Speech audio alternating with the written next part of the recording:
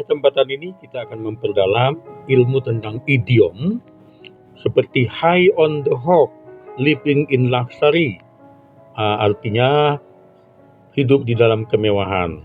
Know the rope, mengenal atau mengetahui tali temali, artinya mengerti secara terperinci, detail.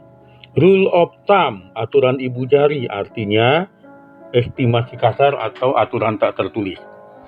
Mari kita berdoa dulu agar kita diberikan Tuhan kekuatan untuk bisa memberikan perlindungan kepada kita. Pelajaran hari ini tentang rule of thumb atau peraturan tak tertulis. Ini menyangkut tentang aturan main tidak tertulis di dalam pekerjaan yang tidak semuanya harus tertulis namun harus dimengerti. Pedoman tidak tertulis ini tentu ada contohnya perihal tentang etika berpakaian yang rapi, sopan. Ya, misalnya etika membuat silent ketika rapat, silent handphone agar tidak mengganggu kepada peserta rapat yang lain, itu tidak harus ditulis. Bijaksana bersikap, bertutur kata itu termasuk di dalam cara berpikir dan cara bertindak yang tidak tertulis pun harus kita pikirkan. Menerapkan peraturan memang tidak semuanya harus tertulis, tetapi harus kita pelajari. Tidak semuanya harus apa yang dipedomankan itu tertulis, namun tersirat kita harus tahu. Membersihkan atau menjaga kebersihan lingkungan tempat kita bekerja adalah juga bagian dari rule of thumb, aturan tidak tertulis.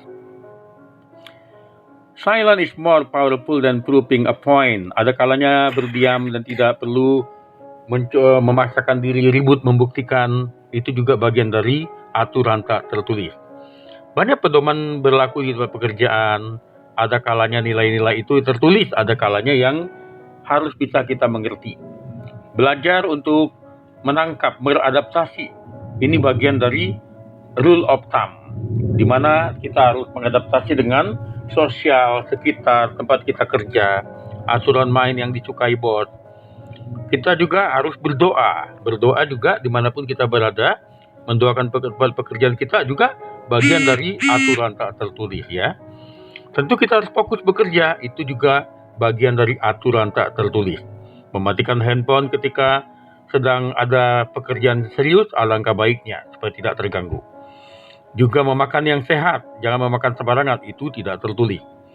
Cara berbicara kita, etika berbicara yang tidak menyakiti perasaan orang, itu juga rule of the thumb ya, the rule of thumb, aturan tak tertulis. Bagaimana ada waktunya berbisik, ada waktunya kita komplain juga. Kita mengupgrade diri juga harus dimulai dari mengenali diri kita sendiri. Kita harus sampai tahu kapasitas kita. Kita harus terus belajar. Ya, meningkatkan skill yang ada bagian dari sesuatu yang harus kita ketahui. Butuh istirahat. Ada kalanya kita perlu cuti, perlu istirahat, perlu untuk